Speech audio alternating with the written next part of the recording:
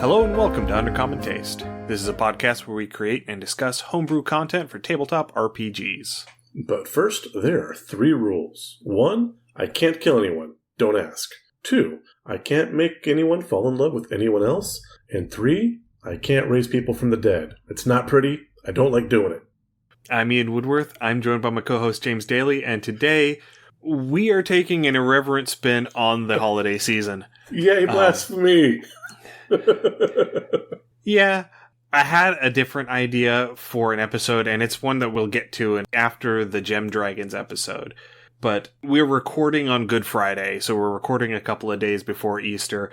This episode is going to be coming out the Wednesday after Easter.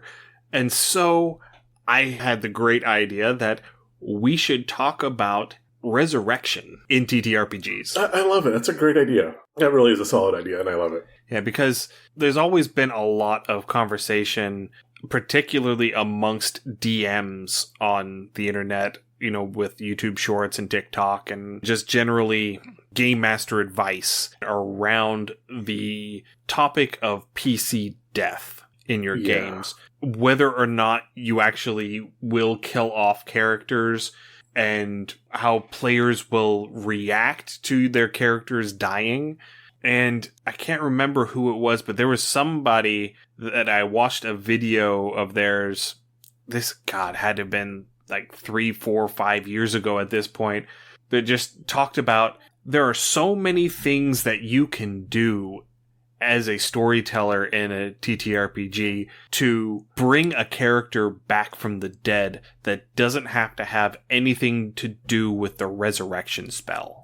This is true, and regardless of what you want to do to bring those characters back, especially if your players are used to playing 5th edition and they're going into a different system, either an older edition or non-D&D, this is absolutely a Session Zero conversation, is how do you want to handle players' death? Or death permanent?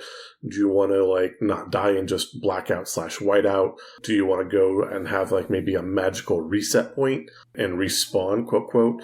There are a lot of different ways to handle this, but this is one of those things where it's a really, really good idea to have everyone on the same page, especially, you're 6 months into a campaign and your player's favorite character dies.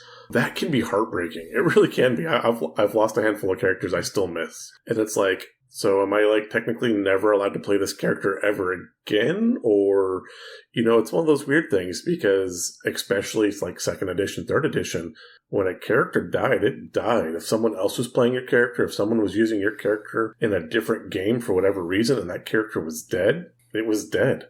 Right, yeah. And that was something that, I understood the concept, but because I wasn't really playing at that time, I was always of the opinion that, what happens in one game doesn't necessarily have to happen in the next game. And I don't mean that as in game sessions. I mean that as in, this group, and then move to that group, and then move to that group. Yeah, I tend to hold with that as well. I think that is more correct. But again, I've known hardcore players that's how they run it. And it's okay. And if that's how you want to play it, then go ahead. Yeah. But again, I'm not going to stop you. Again, this is definitely one of those zero-session conversations that you should have with your party to kind of make sure everyone's on the same page. Because even if you do want to resurrect your character, there are ways to do it. And sometimes they get really, really wonky. Player death has long been a trope. Again, especially in older versions of D&D. Is it all of a sudden what is, like in Beer Fest, where... yeah. Oh, what's the character's name? I'm blanking on the character's name. Yeah, I Trash can't can remember or something either. like that. But the character dies and then turns around and he has a long lost twin with the same name, and they just call him Trash Can 2 or whatever his character name was, and winds up marrying the guy's wife and is dad to the kids and just plops him right in the thing so they could have a character death in the movie but no real consequence. Right. But some people want to do that, or, they'll go, and the joke is, yeah, I'm the twin, or, yeah, that was my dad, and they just, cross out the first name and write a second first name, or they'll just write Junior after. And, yeah. And if that's how you want the player to go, because your game is more story-driven, again, that works if everyone's on the same page. Right, and because... especially with people who started in 5th edition and started with the mentality of how 5th edition was presented. The way that 5th edition presents character death is far different than the vibe that is given off in 2nd and 3rd edition. Oh, absolutely. 5th edition, we've said before, the players they start as superheroes. They start as, above and beyond, and look at, how many times have they killed Wolverine and Superman? And, it's like, oh, look, and here's the alternate universe, and they're back. Or there's a bajillion clones. That very much is, a comic book feel. And 5th edition does have that comic book feel to it. It does. And because of the prevalence of video game culture, how video game culture has shifted, or had shifted in the 15 years between 3rd edition coming out in 2000 and 5th edition coming out in 2014, 2015, there was a huge paradigm shift with the way that video game RPGs presented that. Because early on, you had games like Fallout, where your character dies, they're dead. Yeah, that's the game. Go ahead and reload. I hope you saved. Hopefully you saved, because if you didn't, you're just going to have to start over with a new character. Whereas, as games go on, you end up having more of these, spawn points and automatic checkpoints. So that way you go in and you fight the boss, and the boss paints the room with your entrails, and you just pop back up outside the boss's room and you go in and try again. Right.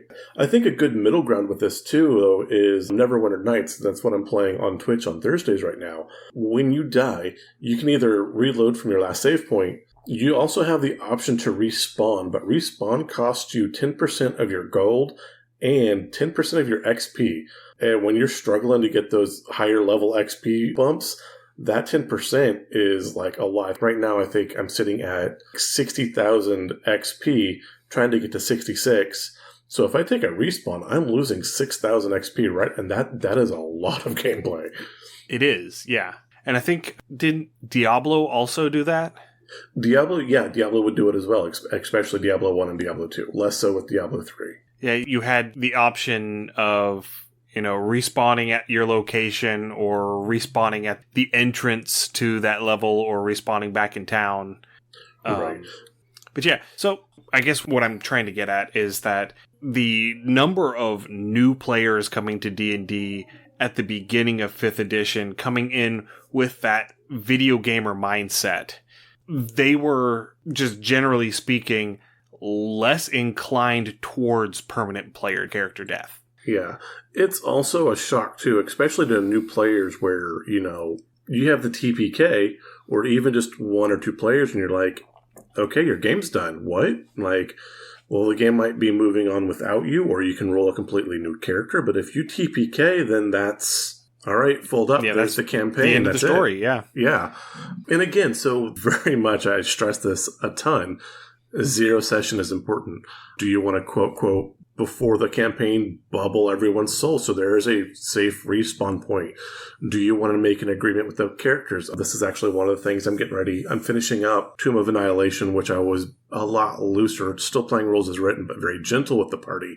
We're going to do Curse of Strahd next, and that's one of the things is do we want to set a hard limit on how many characters you can play, and if your character's dead, they're dead, you get 3 respawns and that's it? Or do you want to go ahead and respawn back to a town and to a certain point? Because some games like Tomb of Annihilation and Curse of Strahd are supposed to be very Souls-like. They're meat grinder games. And that concept of when you die, you're done is one of those looming threats that hang over the party. Yeah, and I think that they don't really come across as strongly in 5th edition as they did in their original form, because 5th edition is a less lethal game than older editions were. Yes. Because absolutely, Tomb of Horrors, which is the original version that Tomb of Annihilation was adapted from, or based on, there were rooms where if you missed the trap, because there was a trap in every single room, if you missed the trap in that room, your character died. It was save or die. Yeah, so my party thankfully found it, but in Tomb of Annihilation, there was a room with a pedestal where they were trying to find a book, and if they flipped one switch, a door would open. If they flipped another switch, an anti-gravity spell kicked up with a bunch of whirling blades.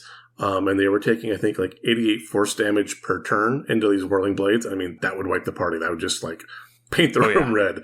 Thankfully, they did find the right switch. Another thing with this, again, Tomb of Annihilation, is they met some hags. They had keys they had to have to get past any further into the dungeon. One of the hags stole the key, and at that point I paused the group. I'm like, okay, there's a way we can do this. Both are allowed in the book. I can play one way, and the game ends now, or if we continue to fight, the hags will fight everyone to the death. And I gave them that choice. Again, I have several new players in this campaign, so this one I was being a lot friendlier.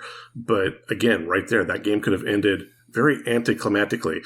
The hag would have stolen a key and hit the astral plane. Nobody had an ability to chase them into the astral plane. Game's over. Yeah.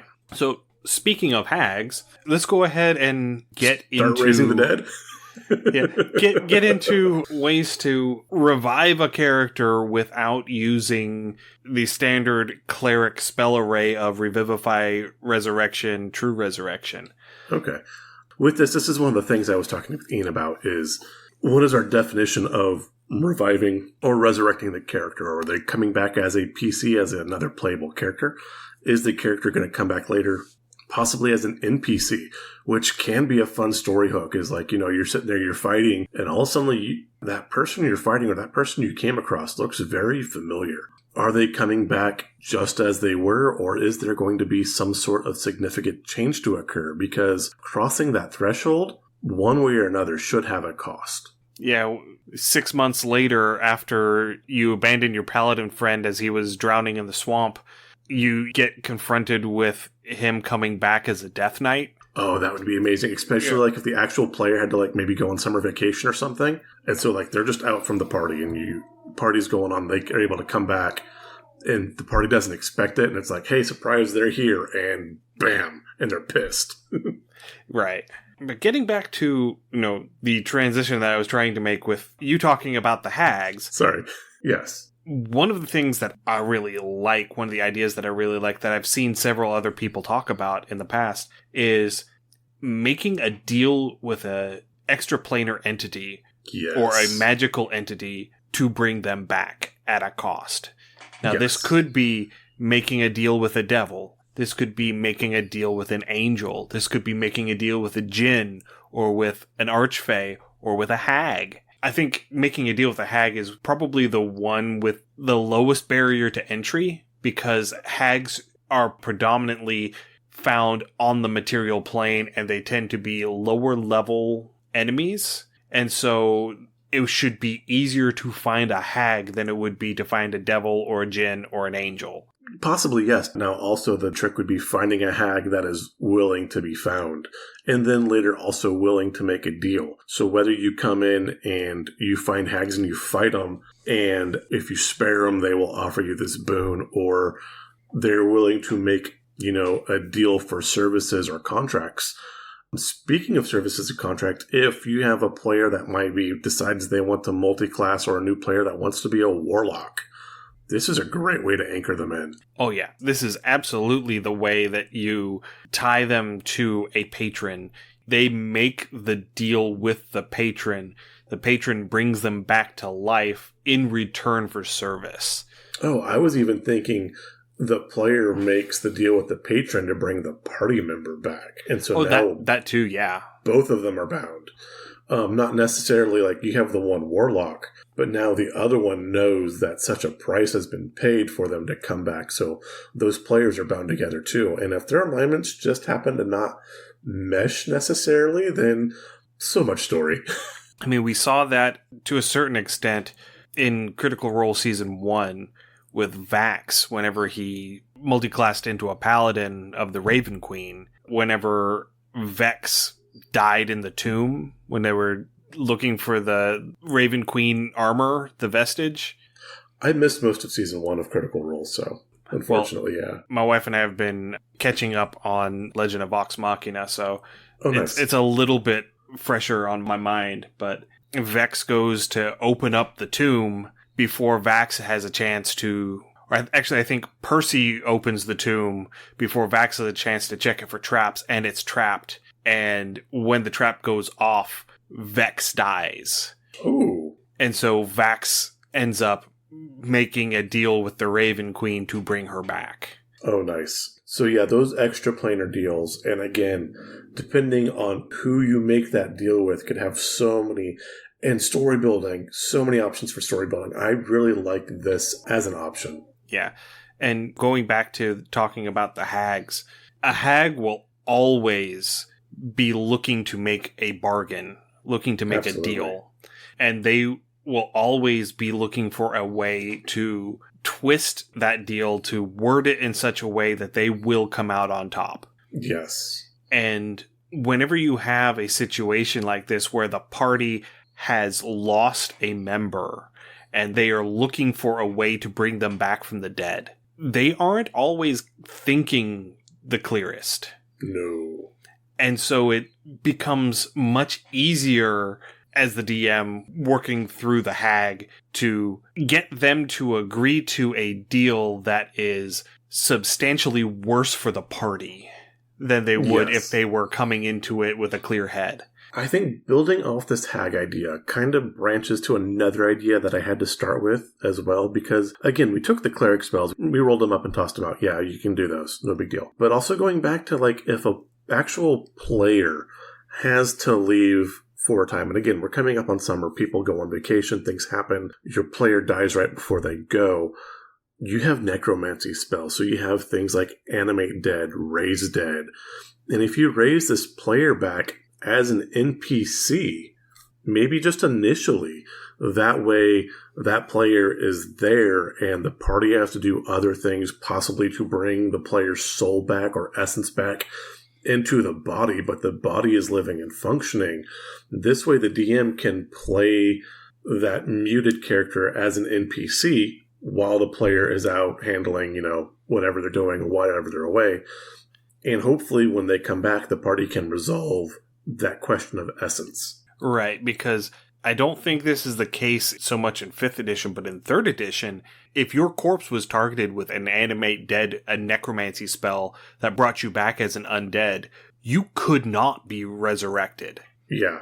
Using standard resurrection magic. Yeah, I think you need a true resurrection. Yeah, you had to use true resurrection or wish. Or miracle, because 3rd edition had miracle as a cleric wish. Yeah, and wish is another great way to, unless you have the genie making the rules, wish is another good, solid way, but any DM I've ever talked to is right there doing the ultimate grammar Nazi thing, and if the comma's not in the right place, they're going to twist that wish in so many different directions. Oh, yes. And you should. Yeah, absolutely. You absolutely should, especially in this particular case. Yeah. There's something to be said for allowing the party to have their wish as intended as opposed to wish as worded. But this is one of those specific cases where I would say the wording is super important because you can do so many different narrative things that the party then has to figure out how to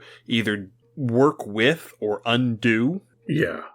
I'm thinking like if you had a party and the party's all, level 12, 13, 14, 15, they lose a party member and we wish our character came back full health just as they were, fine. You resurrect that party member, you restore them at level 1. I don't know that I would go that far. Okay. That's a bit much. Well, I mean, if the party could protect them, assuming they're splitting XP, depending on what they're doing, they would level up relatively quickly. Still, now they would be a burden. What I might do if I were going in that vein, let's say that they were level 15, I might have them say, "Okay, roll a d20." Okay, and whatever the result is, that's what level they come back as. You just hope they don't roll a natural 20. Maybe roll a d12. Yeah, it could be. You could do like 3d6. Yeah, that would work. But that totally also has the sci-fi, the Star Trek 3 Search for Spock where they find Spock after the Genesis bomb. Spoilers for like a 40-year-old movie at this point. But, and Spock is Spock, but Spock has little to no memory of his past things. They come back to him eventually over time, but he kind of has to oh, this is being alive. This is who I am. And he kind of has to regrow through that. It's not just a poof, ding, pop him right back in place. Or I think the better way to do this, if you're going to cause this to be all off of a die roll, is say roll a d10 and the character rewinds that many days. Okay. So like if they roll a 6, whenever they come back, they think it's 6 days before when it was. And so they have no memory of the things that happened over the last 6 days. That could be really fun. That would be something that would be very difficult to role play. You would have to trust the player to be able to role play that. Yeah, that would require good role play. And again, spoilers for the original FMA. But towards the end of the original FMA, that was actually and one by of the things FMA, we mean Full Metal Alchemist. Full Metal Alchemist, yeah, sorry. The end of the original Full Metal Alchemist, that was one of the things I really enjoyed and made me really love the series was the end of it, because the whole thing, they talk about equivalent exchange. Eventually, Al becomes a Philosopher's Stone and he is consumed in a spell. Edward's able to bring him back, but in bringing him back and restoring their bodies, what he gives up is all memory of everything they had done in the series. And so he loses his alchemy, he loses his memory of all of their adventures, and so it's just him and his brother, and they're happy. But the equivalent exchange was all of those shared memories and those moments of life that is, quote, quote, the soul of the person. And so if you're doing that and you're going through, and so yeah, if you're taking memories of the player, and so that could be a really strong storytelling element as well. Right, and that could also be something that a hag would do. Oh, absolutely. Like, I'll bring them back in return for this chunk of memories, or these specific memories. Now, again, we mentioned Jim Butcher quite a bit. The third book, Blood Rights, I believe, that is a deal. So Dresden had made deals with a fairy and was breaking that deal, so he was losing his powers and ability in a very critical moment. So he makes a deal, or someone else makes a deal to restore those powers, and they lose their memory of him. And at that point, they were developing, some closeness and some ties, and then she's like, who the hell are you? What are you doing here? And so, again, even in literature, you do see this, I don't want to say trope, but this idea playing through. Yeah. So, continuing on here, some other ideas. Borrowing off of your Full Metal Alchemist reference, allowing, say, an artificer to come into this. Okay. And they're using alchemy or their artificer talents to bring somebody back. So you get sort of almost like a Frankenstein's monster kind of thing where you're piecing them back together using disparate functional parts. It's not necromancy, it's science. Yeah, I love this idea, and this works for a lot more of our system neutral tech games, because now you can work in either Magitech or cybernetics, and you're putting these parts in, and maybe the parts conflict, maybe they don't, but you can do stuff like this with Monster of the Week, or a Doctor Who type theme, Cyberpunk or Red. Cyberpunk, exactly, yeah. Shadowrun. Shadowrun, yep. Right there. And you could do this really well because those parts are going to be out there. They should be available. And this gives me the feel of Altered Carbon, which was another great series that talks about memory and essence of the person and who is who. Because in the show Altered Carbon, everyone had this base chip at the base of their skull. And that was everything that could be downloaded and transferred from body to body, because each body for them was just a ghost in the shell. Oh my God, another great way to do that, So again, if you want to take your story and really explore the philosophy of what makes you a person, Blade Runner, another good thing, what's humanity? What is you? Really good ways that you can do this. And you can start playing with the concepts, talking about Frankenstein, Yeah. Frankenstein's monster comes back. He's this hodgepodge of body parts from dozens of people. And he wakes up and is like, Am I the thoughts that belonged to the brain that is in my head? Am I some amalgamation of all of the people that I am now comprised of? Am I a completely different, unique person? Right. Yeah, I love Frankenstein. Going through and looking at something more, again, like Shadowrun or Cyberpunk, looking at the original RoboCop. Oh, yeah. So, yeah, you go through and you get all these parts either cheap or you have them, you assemble them, and now there's some sort of like proprietary information put in. And so it ultimately like blocks certain actions or certain abilities because these companies have put proprietary safeguards that you can't go against the company, which also would be great in Verdigris as well. I could totally see the company doing that if they had artificers. But yeah, you couldn't go against the company. And so no matter what you wanted to do, there was a physical block that wouldn't allow you to do it.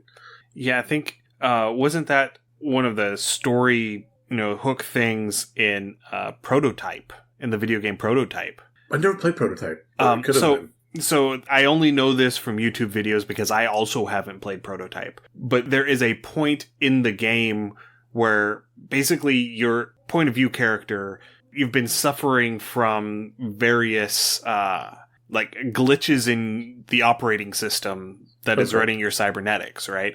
And so there's a point, I think it's about half to 2/3 of the way through the game, where you can opt to install an update that fixes the glitches. And it makes the last portions of the game run very much smoother until you get to the final boss. And if you installed the update, he turns off your cybernetics. Oh, damn. Nice. So you have to... That makes me want to play Deus Ex again. Yeah, so you have to you have to fight the last boss without any of your cybernetics. Whereas if you didn't take the update and you just fought through the glitches, you would still have access to all of that in the final boss fight. Hey everybody, Ian here. I'm pretty sure I got the wrong game in this example. Whenever I went and looked it up just to try and confirm what I was saying, I don't think that the game was Prototype. I think it was the second Deus Ex game. Deus Ex Mankind Divided.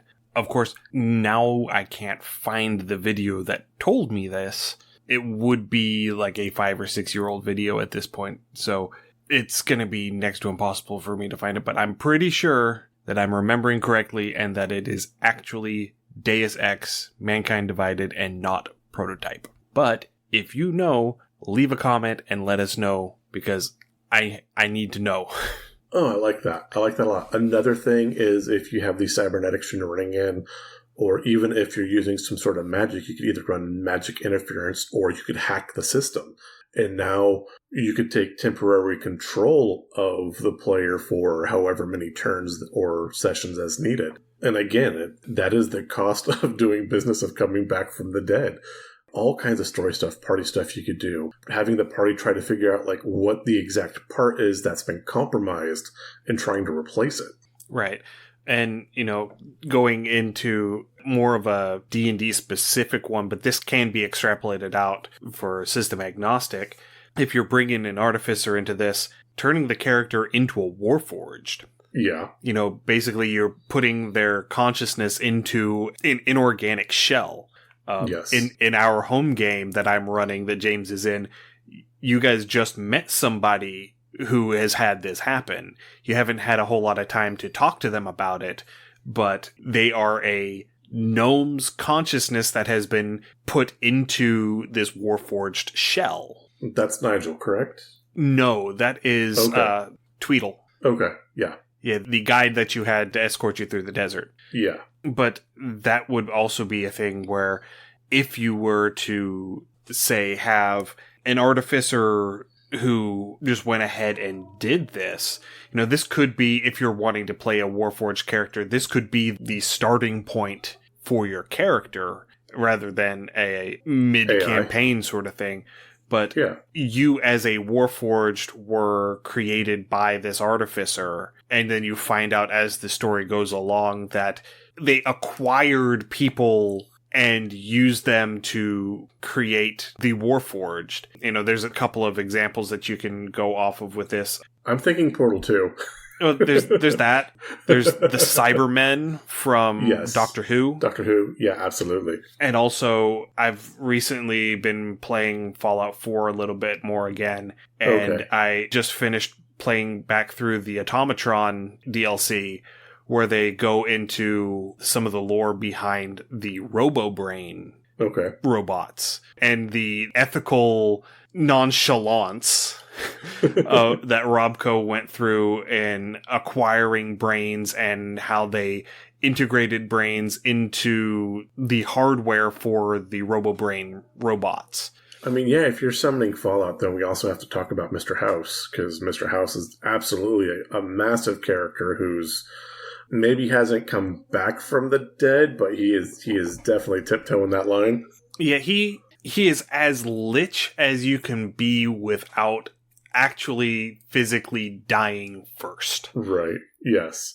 Lichdom, something you and I hadn't talked about. Yeah, if you have a phylactery, absolutely Lichdom's a way to come back from the dead. Or if you wanted to play into that idea of a lich making a person their phylactery. Oh, yes. Because we had mentioned that, I think it was when we had Jack on, talking about potentially the lich decides to make a bloodline their phylactery. Oh, yeah. And so in order to kill the lich once and for all, you have to commit genocide against this entire bloodline and it completely eradicate this entire bloodline that this lich has been carefully maintaining for centuries, because they know that they have to not only just have this bloodline survive, they have to have them proliferate. Yes. Because the more descendants of this bloodline there are, the more phylacteries he has, and the less likely he is to be exterminated.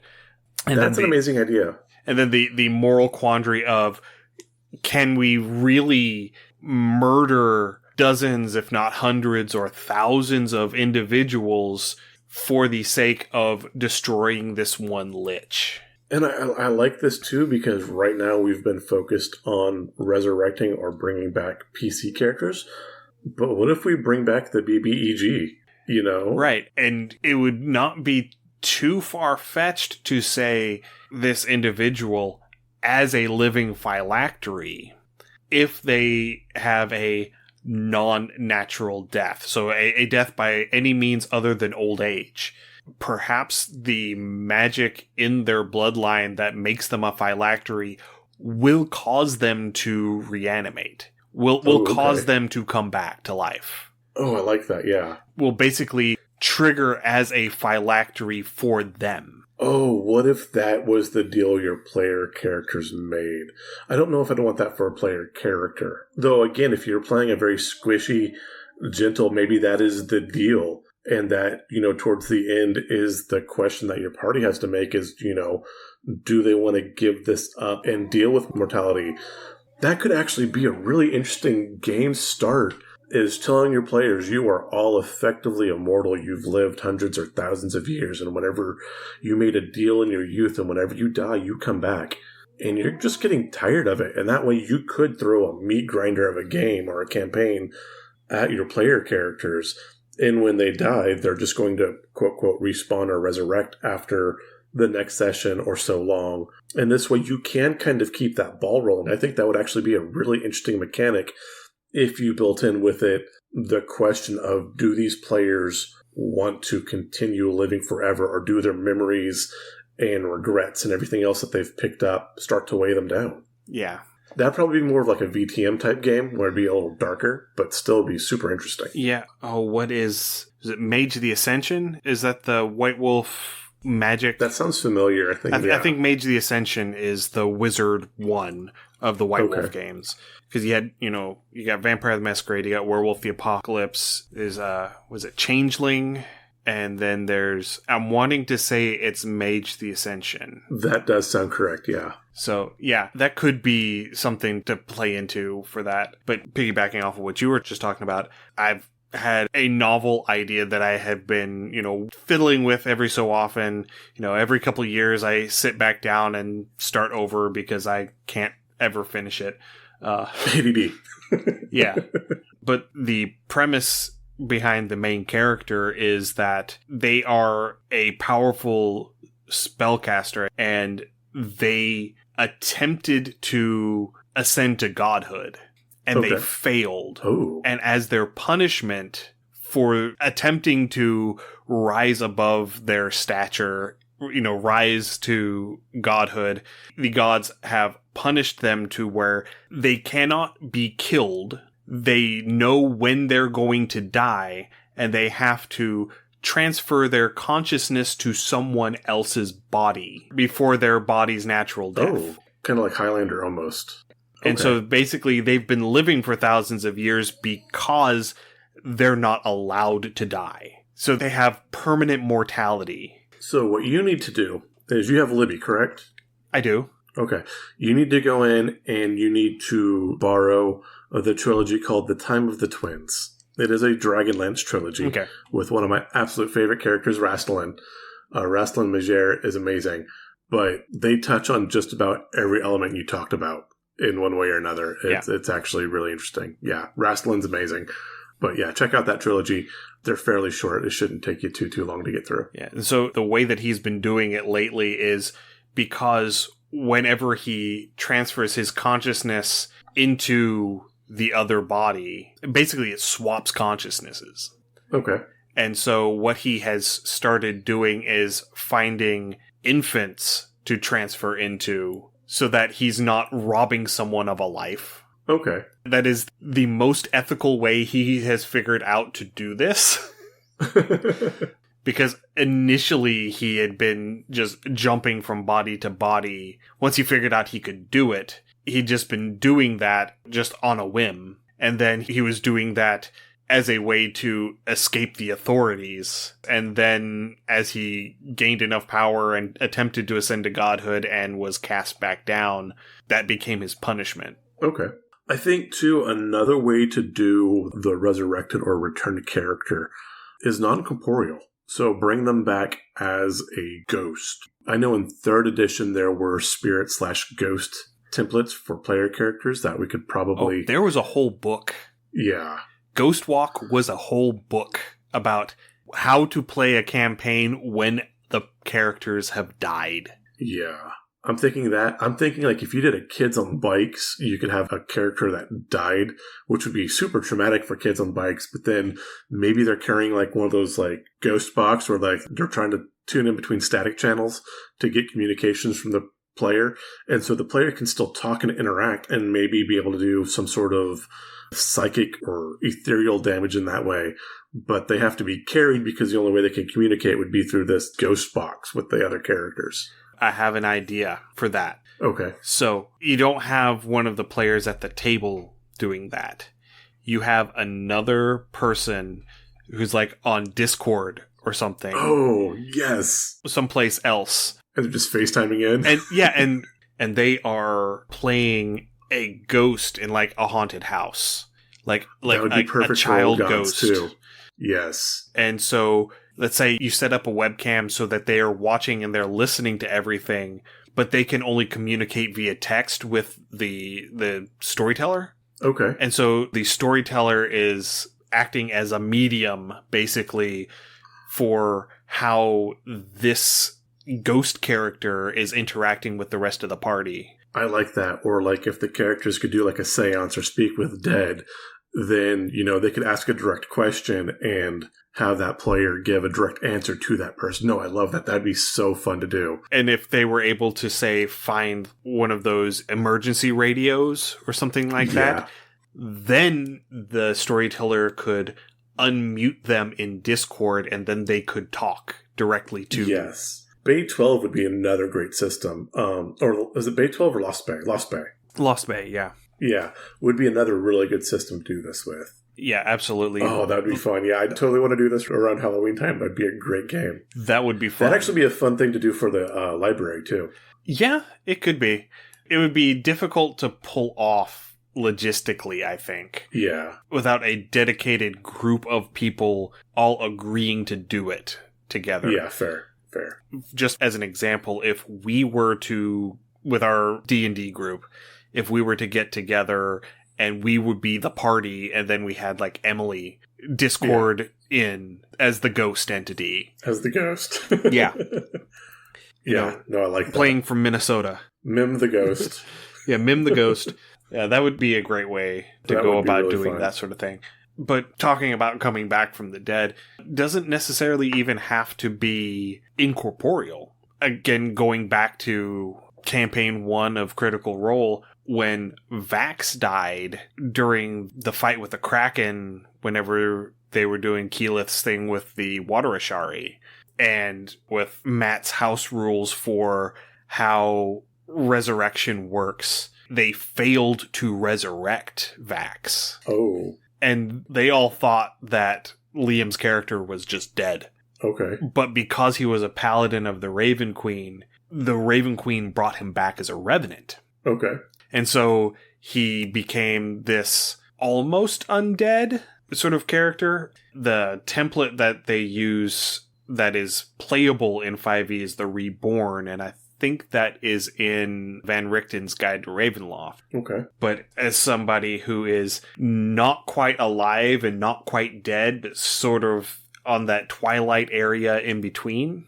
That makes sense. And again, if you go back to the original, like the folklore version of the Revenant, that's where a lot of your vampire/lycanthrope myth come from as well. Yeah. And we discussed that when we talked about our vampire lycanthropes. It was last year, actually, at this point. Mm-hmm. But yeah, that is absolutely a way to bring back a player from dead. A mummy would actually be another really interesting way to do that as well. And right now we're hitting all of the Universal Studio monsters. Yeah, but a mummy, a vampire, a lycanthrope. Well, lycanthrope not so much because they're not dead. Dead, yeah. But a playable mummy would be a lot of fun, though. Oh, that could be, yeah. The Crit Show, which is a Monster of the Week podcast, one of the prominent NPCs that started off as an enemy and then ended up becoming sort of a somewhat of an ally adjacent NPC. She is a mummy. Okay. I'm showing my age here now, but I'm going to show my age, but I'm thinking Tales of the Crypt. And so the Crypt Keeper was absolutely a resurrected bard. Yeah, I mean, Beetlejuice. Beetlejuice. Oh, well done. Yeah, Beetlejuice would have been great, too. Yeah, if we're on that same sort of vibe, Beetlejuice brings in the... Beetlejuice and Jesus, just right there next to each other. Beetlejuice brings in the powerful patron that can bring you back for a boon. Yeah. They bring coming back as a ghost. You bring in coming back as not quite dead and not quite alive. There are so many subtle directions that you could go with Beetlejuice to bring back somebody. I love that. A Beetlejuice campaign would be kind of fun. Again, that would make a great Monster of the Week. You could probably do an Old Gods Appalachia Beetlejuice-esque. Actually, that would work really well because they're tied to a location. So if you were tied to a family plot, that would actually work out really well. I think Monster of the Week would probably work really well because I think it would work well as an episodic sort of story. Yeah, and just have them pop in every now and again. Yeah, absolutely. Okay, yeah, I like that. I like that a lot. That'd be a lot of fun. The other thing, too, and again, because we specifically had dismissed cleric spells, there is the resurrection spell that, the shaman and the druids have. That's not, quote, technically a cleric spell, but this is also, and that kind of has like an avatar type feel where the person's reborn or that soul's put into another body, and they may have all or part of the original player's memories. Yeah, the spell that you're looking for is reincarnate. Reincarnate, yes. Where you have a chance when you use reincarnate of coming back as yourself, but you also have a far larger chance of coming back as a random race. Like, you could die as an elf and come back as a gnome. And I think, again, depending on what kind of story you're running, what kind of party you have, you could build in a lot of storytelling with this too, particularly if you're kind of build up either as tension between nations or player races, things like this. And now they're, completely different body. You have a gnome that's coming back as a Goliath, and it's like, what the heck, and trying to do gnome things, and you're walking into walls because your body doesn't fit the way it used to. And yeah.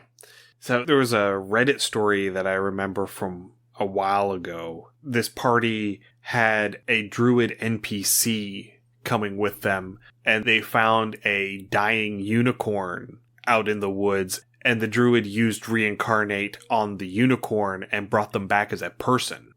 Oh. And that person ended up becoming the BBEG of the story. Interesting. Because they came back as a person and they lost everything that made them a unicorn. And oh, I love it. And it just fermented into this sort of rage against everything. And they blamed the party, specifically that druid, but they blamed the party for robbing them of that. It's the last unicorn, but sinister. I love it. Yeah. Yeah, that was a great one. So to take a twist on that, where you come back as yourself in a different body, you could also have coming back as a different person in the same body. Same body, yes. We saw that with the character of Molly Mock in Campaign 2 of Critical Role, where the character that Taliesin was playing initially of Molly Mock, this very jovial, festive, happy-go-lucky sort of character. Yeah, he was a blood hunter. He ends up dying like 30 or so episodes in. Yeah, it was fairly early in. But then Matt ends up tying it back in where he was actually someone named Lucian who had died and came back as Mollymock. And now that Mollymock died, he came back as Lucian. And so he ends up being a major villain in the storyline as Lucian and all of the things that Lucian was doing. I need to go back and I need to catch up on Critical Role. I am... That might be something I listen to as I sleep and just kind of have it as night noise because, again, 4-hour episodes are a lot. But those are some good stories. And there is a book, a novel of the story from Lucian's perspective. Ooh. That I have listened to the audiobook of it, and it is phenomenal. Oh, excellent. Yeah. Who was the author? I can't recall off the top of my head. It's in my Audible library. Okay. I'll send you that information after we're done recording. Okay, yeah. Yeah, that's the other sort of thing is, I've seen it done a couple of other times. I can't remember off the top of my head. I think Maker's Misfits. It was a Pathfinder actual play podcast, and one of the player characters is playing a sorcerer who they died, and then the next turn they popped back up as a different person in the body, and then when that person died, they swapped back. But that would be one of those things where when the veil thins, you don't know what you're going to get coming back out. I get that. That kind of reminds me of the comic book and then the animated series Spawn. Mm-hmm. And, in the comics and in the story, Al Simmons was a person of color. And he was killed through some nefarious government contracts because he was working special ops or whatever. He makes a deal with a devil, not necessarily the devil, which was one of the best story twists ever. But when he comes back, he can, quote, quote, manifest flesh to make himself look human or like an everyday person. But when he does, he manifests as a white person. And that was one of those twists the devil put on so he couldn't reconnect with his wife, which was the whole reason he wanted to come back in the first place. All right. Well, we've been at this for an hour. Woohoo! And this has been a great conversation, and we've had some absolutely amazing ideas. Did you have anything else that you wanted to bring up? No, I think that covers it. Other than I'm glad we haven't been struck by lightning yet, so that's always a good sign. Yeah. What's a little electricity amongst friends, right? Yeah, it's another one of those things where a little bit of this never hurt anybody. Yeah, but a lot can kill you. Yeah, exactly. So yeah, I think we've just about milked this for everything that we can do right now. I was going to say we've beaten this dead horse and we're ready to resurrect it. Yeah. Now, there is one other thing going back and actually talking about using cleric spells. This is something that I first experienced, and I've only ever seen it this one time in the Thursday Nights podcast, where one of the PCs died. All of the players except for one were playing Dwarven Brothers. Ooh. It was a bunch of dwarves and a Goliath. Okay.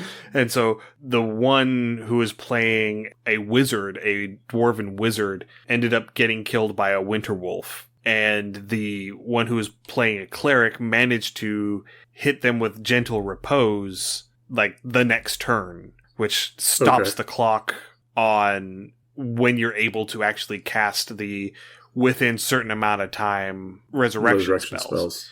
Because they were level 4. And so when he hits level 5, he will be able to take Revivify.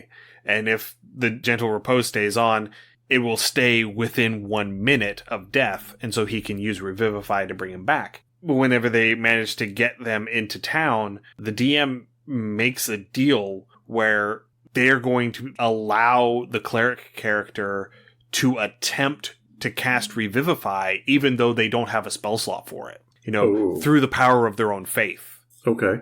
And the way that it worked was you cast the spell, and then you roll a d6, and the result is how many levels of exhaustion you take. Oh. Because if he had rolled a 6, it would have killed him. Gotcha. I like that. So the cleric had a 1 in 6 chance of dying, bringing his brother back from the dead. No, I love that. That's a great thing. I think, and he ended up rolling a 5.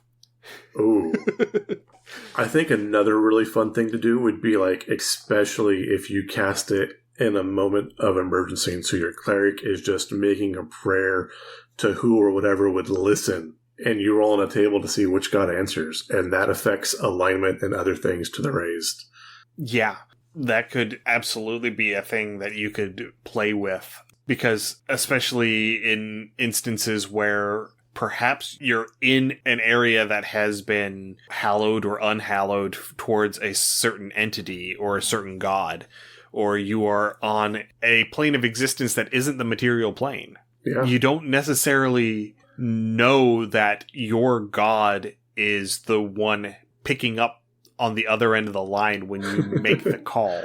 Yeah. Oh, that could be... And there are lots of powerful entities who would gladly impersonate your god in order to put you into their debt. And I think with this, we've made a beautiful full circle, because now we are back to... We're back to where we started, yes. I love it. Yay! Circle of life. Look at that. Absolutely. All right. I think we are done for tonight. Yeah. So thank you. Well, we have to end on that note. Yeah, absolutely. So thank you everyone for listening. If you have any comments, suggestions, or ideas, send us an email, undercommontaste@gmail.com, or come and join us on our Discord. There's a link to the Discord on our website, undercommontaste.com. You can also find there links to our Patreon, patreon.com/undercommontaste, and our itch, undercommontaste.itch.io. Both of those are ways for you to help support the show financially if you are so inclined. If this is your first time listening, we're very happy you found us and welcome. You can find our other episodes on your podcatcher of choice. Just search Under Common Taste. And also, you're welcome to join me on Tuesdays and Thursdays on Twitch. That's twitch.tv/undercommontaste. On Mondays, or actually on Tuesdays rather, I am playing Darkest Dungeon. I thought I was approaching the end, and then I lost 2 high-level parties, and so we are back to raising and grinding out some more. And then on Thursdays, I am playing the RPG classic Neverwinter Nights. One last thing before we sign off. The Solo But Not Alone bundle is still going for about another month. They have finally hit their $20,000 goal. Huzzah. But you can still go and get the bundle with 107 games for $10+, and it goes to support the charity Take This. We talked about them ad nauseum last year. They're a great mental health charity. I strongly encourage you to go and purchase the bundle and help support that charity. There really are a lot of great games, and for $10, it's a song, especially the way prices of things run now. They are all single-player capable, but many are also multiplayer formatted as well. Yes. So, stay safe, everyone. We will see you again in 2 weeks when we talk about Gem Dragons. Happy gaming. Thanks for joining us for another episode of Under Common Taste. Our theme song is Massacre Anne, written and performed by Mary Kroll and used with permission. You can find Mary online at marykroll.bandcamp.com or on Patreon at patreon.com/Dr. Mary C. Kroll. Our logo is by David Sutherland. You can find more of David's work on deviantart.com/David Sutherland or on instagram.com/Willex_73. We'll be back in 2 weeks, so stay safe, and we'll see you then.